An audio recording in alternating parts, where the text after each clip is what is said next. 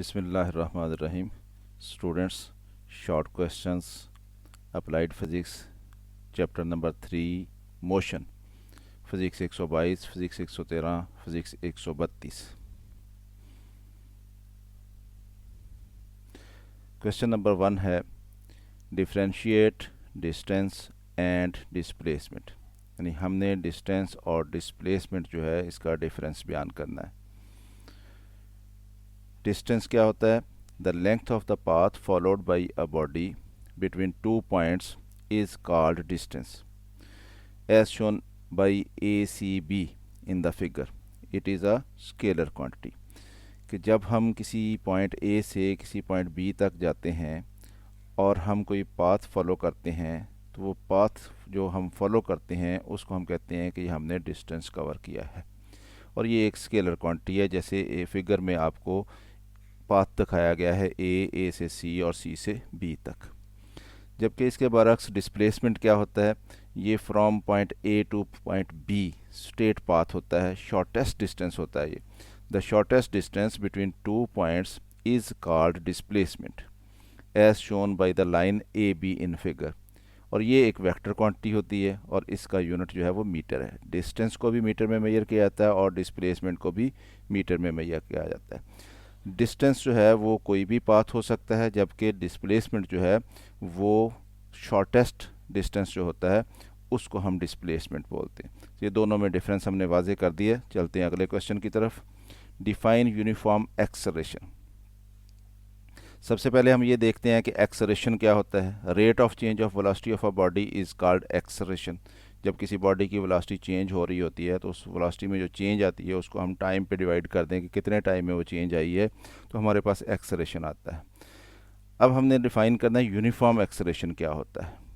कि when the change in velocity of a body is equal in equal intervals of time then its acceleration is uniform. कि अगर हम different intervals लें और उसमें देखें कि बॉडी की वेलोसिटी में जो चेंज आई है वो अगर तो हर इंटरवल जो है उसमें सेम चेंज आई है तो फिर वो यूनिफॉर्म एक्सेलरेशन है। अगर इंटरवल तो इक्वल हों लेकिन उनमें जो वेलोसिटी में चेंज आई है वो इक्वल ना हो तो फिर हम कहते हैं ये वेरिएबल एक्सेलरेशन है। कि इन कि अगर हमारे पास यूनिफॉर्म एक्सेलरेशन हो तो उसमें हमारे पास जो एवरेज एक्सेलरेशन होता है वो और इंस्टेंटेनियस एक्सेलरेशन जो होता है वो दोनों इक्वल हो जाते हैं। एवरेज एक्सेलरेशन का मतलब ये है कि हमने टोटल चेंज जो आई है वेलोसिटी में उसको टाइम पे डिवाइड करना है, तो हमारे पास एवरेज एक्सेलरेशन निकलेगा। और इंस्टेंटेनियस एक्सेलरेशन जो होता है वो किसी भी पर्टिकुलर टाइम पे, किसी पर्टिकुलर लम्हे पे जो किसी बॉडी का एक्सेलरेशन होता है उसको हम इंस्टेंटेनियस एक्सेलरेशन कहते हैं। तो जब एक्सेलरेशन यूनिफॉर्म होगा तो हर लम्हा उसका एक्सेलरेशन एक जैसा रहेगा, इसलिए एवरेज एक्सेलरेशन और इंस्टेंटेनियस एक्सेलरेशन जो है वो इक्वल होते हैं अगर एक्सेलरेशन यूनिफॉर्म हो। चलते हैं अगले क्वेश्चन की तरफ। हमने क्वेश्चन नंबर 3 में define force also right it's SI unit. Force को डिफाइन करना है और SI यूनिट बयान करना है इसका। फोर्स क्या होती है? Any action that changes or tends to change the state of rest or of uniform velocity of a body is called force. कि अगर हम कोई बॉडी है वो एट रेस्ट है, उसके ऊपर एक्शन करते हैं और उसको मोशन में ले जाते हैं, तो ये एक एक्शन हुआ जिसने बॉडी को मूव कर दिया, तो ये भी फोर्स कहलाएगा। और अगर कोई बॉडी मूव कर रही है और उसके ऊपर हम कोई एक्शन करते हैं और वो बॉडी हम स्टॉप कर देते हैं, उसको एट रेस्ट कर देते हैं उसको, तो ये भी एक एक्शन है जिसने मूविंग बॉडी को एट रेस्ट कर दिया, तो ये भी फोर्स होगी। लेकिन बाज़ का ऐसा होता है कि बॉडी का मास बहुत ज़्यादा होता है, हम उसके ऊपर एक्शन करते हैं उसको मूव करने के लिए, वो मूव नहीं होती, लेकिन हमने उसको मूव करने की कोशिश की है, तो ये भी फोर्स होगी। और बाज़ का ऐसा होता है कि बॉडी हैवी होती है और मूव कर रही होती है और हम उसके ऊपर फोर्स लगाते हैं, एक्शन करते हैं उसको रोकने के लिए, लेकिन वो रुकती नहीं है, लेकिन तब भी हम कहेंगे कि हमने इसके ऊपर फोर्स अप्लाई की है। तो any action that changes or tends to change, यानी कोई भी एक्शन जो चेंज कर देता है या फिर चेंज करने की कोशिश करता है। क्या चीज़? द स्टेट ऑफ रेस्ट, किसी बॉडी की रेस्ट की स्टेट को, और of uniform velocity of a body, या फिर बॉडी यूनिफॉर्म वेलोसिटी से मूव कर रही हो तो उसकी स्टेट को चेंज करता है या करने की कोशिश करता है, तो हम कहते हैं ये फोर्स अप्लाई हुई है उसके ऊपर। फोर्स एक वेक्टर क्वांटिटी है और इसका SI यूनिट जो है ये न्यूटन है। अब हमने इसका यूनिट जो है SI यूनिट न्यूटन, इसको डिफाइन करना है कि ये क्या होता है। तो newton 1 newton is that force which produces an acceleration of 1 metre per second square in its own direction in a body of mass 1 kg। कि बॉडी का मास 1 kg हो, उसके ऊपर कुछ फोर्स अप्लाई हो रही हो और उस फोर्स की वजह से उस बॉडी में एक्सेलरेशन प्रोड्यूस हो और वो acceleration 1 metre per second square हो और वो फोर्स ही की डायरेक्शन में हो, तो हम कहते हैं जो फोर्स इस बॉडी के ऊपर लग रही है वो 1 न्यूटन है। तो ये न्यूटन की डेफिनेशन भी कर दी हमने, फोर्स की डेफिनेशन भी कर दी। चलते हैं अगले क्वेश्चन की तरफ। Describe law of inertia. Law of inertia को बयान करना है हमने। लॉ ऑफ इनर्शिया इसकी statement, a body remains at rest or continues to move with uniform velocity unless acted upon by an external unbalanced force. This is Newton's first law of motion and is also known as law of inertia। यानी हमने Newton का first law of motion बयान करना है। Newton का first law of motion जो है इसी को लॉ ऑफ इनर्शिया कहते हैं कि अगर कोई बॉडी है एट रेस्ट है तो वो एट रेस्ट ही रहेगी और अगर वो मूव कर रही है तो यूनिफॉर्म वेलोसिटी से मूव करती रहेगी जब तक कि उसके ऊपर हम कोई एक्सटर्नल फोर्स अप्लाई ना करें और वो एक्सटर्नल फोर्स जो है वो अनबैलेंस्ड होनी चाहिए। यानी ऐसा ना हो कि हम दो फोर्सेस उसके ऊपर अप्लाई कर दें और वो दोनों एक दूसरे को बैलेंस कर रही हों। तो जब तक किसी बॉडी के ऊपर फोर्स नहीं अप्लाई करेंगे और वो एट रेस्ट है तो वो मूव नहीं कर सकेगी, और अगर कोई बॉडी मूव कर रही है हम उसके ऊपर जब तक फोर्स अप्लाई नहीं करेंगे तब तक हम उसको रोक नहीं सकते हैं, वो अपनी यूनिफॉर्म वेलोसिटी से अपनी मोशन को जारी रखेगी। तो ये Newton's first law of motion कहलाता है, इसी को हम लॉ ऑफ इनर्शिया कहते हैं। लॉ ऑफ इनर्शिया हम इसलिए कहते हैं कि जो इनर्शिया की डेफिनेशन है वो भी ऐसी ही है जैसा कि हमारे पास न्यूटन्स फर्स्ट लॉ है। इनर्शिया क्या है? The property of the body that opposes any change in its state of rest or of uniform motion is called inertia. कि ये भी प्रॉपर्टी है बॉडी की जो कि बॉडी के मास की वजह से होती है कि जब हम किसी बॉडी में चेंज पैदा करते हैं यानी उसकी स्टेट ऑफ रेस्ट में या स्टेट ऑफ यूनिफॉर्म मोशन में तो वो उसको रेजिस्ट करती है, इसको हम इनर्शिया बोलते हैं। तो न्यूटन्स फर्स्ट लॉ में भी ऑलमोस्ट यही चीज़ बयान की गई है, इसलिए हम उसको लॉ ऑफ इनर्शिया भी कहते हैं। चलते हैं अगले क्वेश्चन की तरफ। Describe Newton's first law of motion. अभी हमने लॉ ऑफ इनर्शिया बयान किया, Newton's first law of motion ही था, तो Newton first law of motion की definition same, a body remains at rest or continues to move with uniform velocity. कि एक बॉडी जो है वो रेस्ट में रहेगी या अगर वो यूनिफॉर्म वेलोसिटी से मूव कर रही है तो फिर वो यूनिफॉर्म वेलोसिटी से मूव करती रहेगी unless acted upon bye an external unbalanced force, जब तक कि कोई बैरूनी फोर्स एक्सटर्नल फोर्स जो कि अनबैलेंस्ड हो वो उसके ऊपर एक्ट करके उसके ऊपर अप्लाई होके उसकी स्टेट ऑफ रेस्ट को या स्टेट ऑफ यूनिफॉर्म मोशन को चेंज नहीं कर देती। तो इसको हम Newton's first law of motion कहते हैं, इसको लॉ ऑफ इनर्शिया भी कहा जाता है। चलते हैं अगले क्वेश्चन की तरफ। State Newton's third law of motion. Newton's third law of motion, ये बहुत छोटी स्टेटमेंट है इसकी लेकिन इसकी एप्लीकेशंस बहुत ज़्यादा हैं। To every action there is always an equal and opposite reaction. ये स्टेटमेंट है न्यूटन्स थर्ड लॉ की। To every action there is always an equal and opposite reaction. ये एक्शन और रिएक्शन एक्चुअली दोनों फोर्सेस होती हैं। Action and reaction act upon two different bodies, दो different bodies के ऊपर एक्ट करती हैं। यानी एक बॉडी जो है वो फोर्स लगाएगी दूसरी बॉडी पे, हम उसको एक्शन कहेंगे, और उसकी वजह से जो दूसरी बॉडी है वो पहली बॉडी पे जो फोर्स लगाएगी हम उसको रिएक्शन कहेंगे। तो एक्चुअली ये दोनों फोर्सेस होती हैं। For example when we throw a ball and it strikes a wall, कि हमने एक बॉल फेंका, दीवार को टकराया जाके, वो द बॉल विल रिटर्न, वापस आ जाता है टकरा के। The ball applies a force on the wall, तो उस बॉल ने उस दीवार के ऊपर फोर्स लगाई है। इट इज़ कॉल्ड एक्शन, हम कहेंगे उसने एक्शन किया है। तो the wall applies a force on the ball due to which it returns back, और जो दीवार है वो उस बॉल के ऊपर फोर्स लगाती है जिसकी वजह से वो बॉल जो है वो वापस आता है। हम कहते हैं ये रिएक्शन किया है वॉल ने। It is the reaction of the wall on the ball. Both the forces of action and reaction will be equal. ये दोनों इक्वल होती हैं लेकिन इनकी डायरेक्शन अपोजिट होती है एक दूसरे के। तो ये Newton's third law of motion कहलाता है। To every action there is always an equal and opposite reaction. Action को हम उर्दू में कहेंगे ये अमल है, और रिएक्शन को हम कहते हैं ये रद्द अमल है। तो हम इसको उर्दू में यूँ बयान करते हैं कि हर अमल का रद्द अमल होता है जो कि आपस में बराबर होते हैं लेकिन सम्मत में मुखालफ होते हैं। तो ये Newton's third law of motion कहलाता है। चलते हैं अगले क्वेश्चन की तरफ। Prove first equation of motion. हमें मालूम है हमारे पास 3 इक्वेशंस ऑफ मोशन है, हमें ये कहा गया कि फर्स्ट इक्वेशन ऑफ मोशन जो है उसको प्रूव करें, साबित करें उसको। तो फर्स्ट इक्वेशन ऑफ मोशन क्या होती है? V F is equal to V I plus A T, इसको हम फर्स्ट इक्वेशन ऑफ मोशन कहते हैं। वी एफ, एफ से मुराद फाइनल, वी से मुराद velocity, V F means final velocity. V I, I से मुराद इनिशियल और वी से मुराद velocity, V I means initial velocity. A से मुराद एक्सेलरेशन है और टी से मुराद टाइम है। अब हमने इसको साबित करना है कि ये रिलेशनशिप ऐसा होता है, V F is equal to V I plus A T होता है। तो हम एक बॉडी कंसिडर करेंगे, फ़र्ज़ कर लें कि वो बॉडी मूव कर रही है, हम कहेंगे कि इसकी इनिशियल वेलोसिटी है, इनिशियल वेलोसिटी को वी आई रख लें आप। उसके ऊपर एक फोर्स अप्लाई होती है, उसको हमने एफ कह दिया, और फोर्स अप्लाई होगी तो उस बॉडी में एक्सेलरेशन प्रोड्यूस होगा। अब उस एक्सेलरेशन को हमने ए रख लिया कि उसमें ए एक्सेलरेशन पैदा हुआ है फोर्स अप्लाई होने से। तो जब एक्सेलरेशन ए पैदा होगा तो इट मीन्स उसकी वेलोसिटी चेंज हो रही है।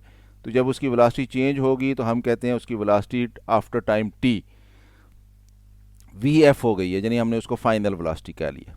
यानी एक वेलोसिटी, एक बॉडी थी जिसकी वेलोसिटी वी आई थी और उसके ऊपर फोर्स लगी, फोर्स की वजह से उसमें एक्सेलरेशन पैदा हुआ और टाइम टी के बाद उसकी वेलोसिटी जो है वी एफ हो गई। तो वेलोसिटी में कितनी change I? The change in velocity वो वी एफ माइनस वी आई से मालूम होगी। तो ये इतनी चेंज आ गई।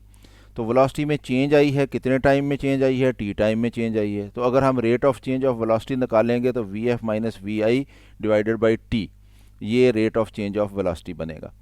तो rate of change of velocity जो है इसको हम एक्सेलरेशन कहते हैं। ये डेफिनेशन है एक्सेलरेशन की, the rate of change of velocity of body is called acceleration.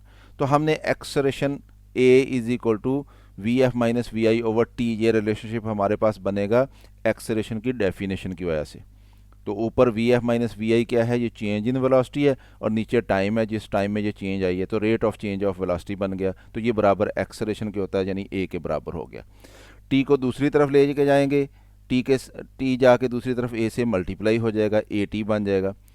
We आई इधर माइनस है, इसको दूसरी तरफ ले जाएंगे, जाके पॉजिटिव हो जाएगा। तो V F is equal to V I plus A T, ये रिलेशनशिप बन गया। हमने साबित कर दिया कि V F is equal to V I plus A T होता है। चलते हैं अगले क्वेश्चन की तरफ। State law of conservation of momentum. तो हमने law of conservation of momentum बयान करना है। तो सबसे पहले तो ये देखें मोमेंटम क्या होता है। मोमेंटम किसी बॉडी की वेलोसिटी और उसका मास जो है इनको मल्टीप्लाई करने से हासिल होता है। The product of mass and velocity of a body is called momentum. तो हमने law of conservation of momentum बयान करना है। Law of conservation of momentum ये कहता है the total momentum of an isolated system of interacting bodies remains constant in a particular direction. कि अगर हमारे पास कोई आइसोलेटेड सिस्टम हो, आइसोलेटेड सिस्टम क्या होता है? कुछ बॉडीज़ का सिस्टम जिसको हम कंसिडर करते हैं, उसके ऊपर कोई बाहर से फोर्स अप्लाई ना हो, उनका मास कम ज़्यादा ना हो, उनके ऊपर कोई बाहर से एनर्जी अप्लाई ना हो रही हो, कोई एनर्जी उनकी ज़ाया ना हो रही हो, तो हम कहते हैं ये सिस्टम जो है ये आइसोलेटेड सिस्टम है। जैसे एक सिलेंडर में हम गैस भर लें और उसको बंद कर दें तो वो गैस जो है वो एक आइसोलेटेड सिस्टम बन जाएगा अगर उसका टेम्परेचर जो है वो कम ज़्यादा ना हो, अगर उसमें लीकेज ना हो, मास भी उसका सेम रहेगा, उसकी एनर्जी भी सेम रहेगी, उसका टेम्परेचर भी सेम रहेगा। तो हम कहते हैं ये आइसोलेटेड सिस्टम हो गया। और उस आइसोलेटेड सिस्टम में जो मॉलिक्यूल्स होंगे गैस के, उनकी आपस में इंटरेक्शन होगी, यानी एक दूसरे के ऊपर फोर्स अप्लाई कर सकेंगे, बाहर से कोई फोर्स उनके ऊपर अप्लाई नहीं होगी। तो ऐसा सिस्टम जो है हम कहते हैं ये आइसोलेटेड सिस्टम हो गया।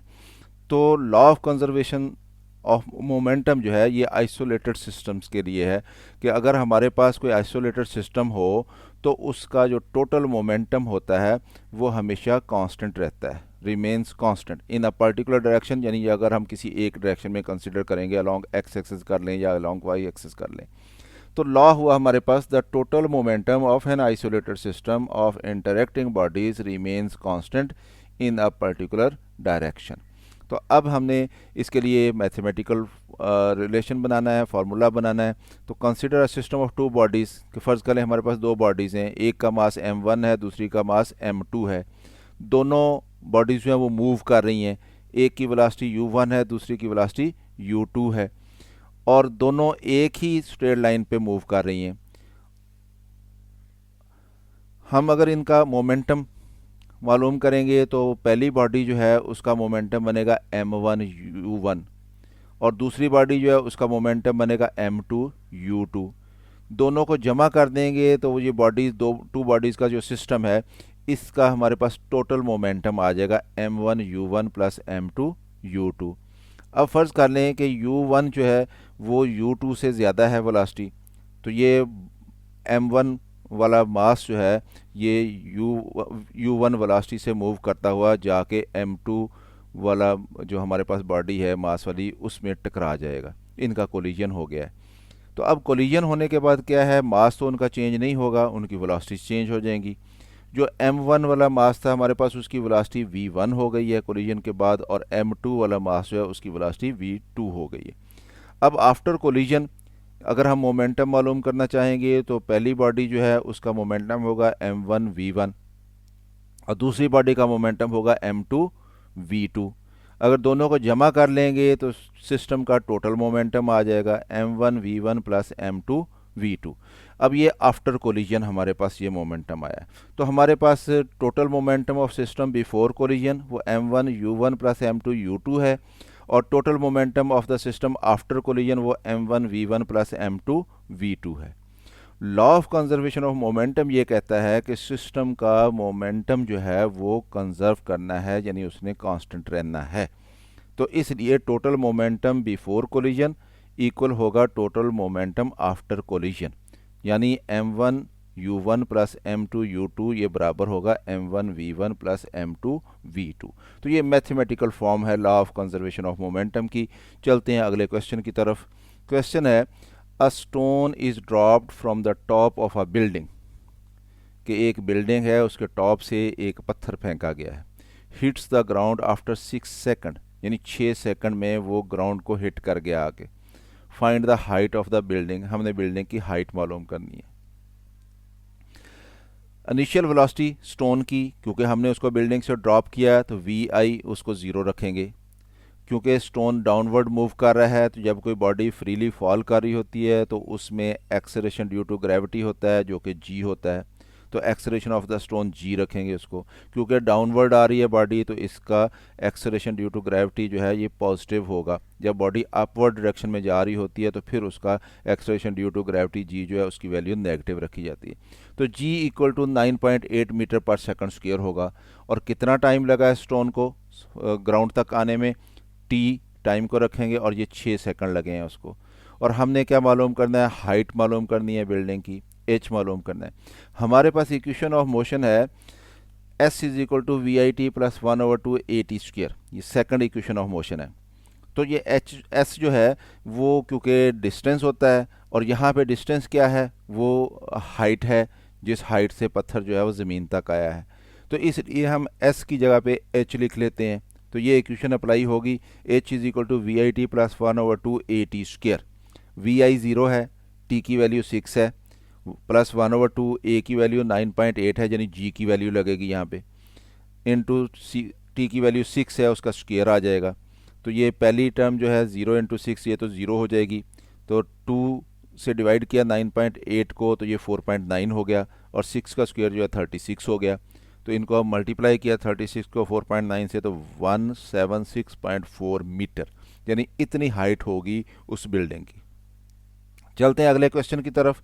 डिफाइन मोमेंटम, इसको हम पहले law of conservation of momentum में देख चुके हैं। मोमेंटम की definition, the quantity of motion of a moving body is known as momentum, यानी मोमेंटम सिर्फ मूविंग बॉडी का होता है। अगर कोई बॉडी एट रेस्ट है तो उसकी वेलोसिटी 0 हो जाएगी, तो उसका मोमेंटम भी 0 होता है। तो मोमेंटम सिर्फ मूविंग बॉडीज़ का होता है। तो इसलिए हम कहते हैं the quantity of motion of a moving body is known as momentum. इसको हम यूं भी डिफाइन करते हैं, the product of mass and velocity of a body is known as momentum, यानी अगर बॉडी का मास ज़्यादा होगा, वेलोसिटी ज़्यादा होगी, तो उसका मोमेंटम ज़्यादा निकलेगा। एक बुलेट है, उसका मास कम होता है, वेलोसिटी बहुत ज़्यादा होती है, उसका मोमेंटम बहुत ज़्यादा होता है, इसीलिए उसको स्टॉप करना मुश्किल होता है। इसीलिए एक ट्रेन है, उसकी मास बहुत ज़्यादा होता है और उसकी वेलोसिटी उतनी ज़्यादा नहीं होती, लेकिन उसका मोमेंटम भी बहुत ज़्यादा होगा क्योंकि उसका मास बहुत ज़्यादा होता है। तो product of mass and velocity of a body is called its momentum. तो P is equal to M V इसका फार्मूला हो गया, और इसका SI यूनिट जो है वो मास किलोग्राम और वेलोसिटी मीटर पर सेकंड होती है, तो किलोग्राम मीटर पर सेकंड, लेकिन हम इसको इस तरह से यूज़ नहीं करते, हम इसको न्यूटन सेकंड यूज़ करते हैं। तो ये इसका यूनिट हो गया SI यूनिट मोमेंटम का। Define angular velocity. Linear motion होती है हमारे पास, जो स्ट्रेट पाथ पे या जिगजैग कोई बॉडी मूव करके एक पॉइंट से दूसरे पॉइंट तक जाती है, हम कहते हैं इसकी मोशन जो है वो लीनियर मोशन है। और लीनियर वेलोसिटी हम उसको डिफाइन करते हैं कि rate of change of displacement is called velocity. लेकिन अगर कोई बॉडी किसी दायरे में घूम रही है किसी एक्सिस के गिर्द, तो फिर उसका एंगुलर डिस्प्लेसमेंट मेजर किया जाता है कि उसने कितने टाइम में दायरे के मरकज़ पे कितना एंगल बनाया है।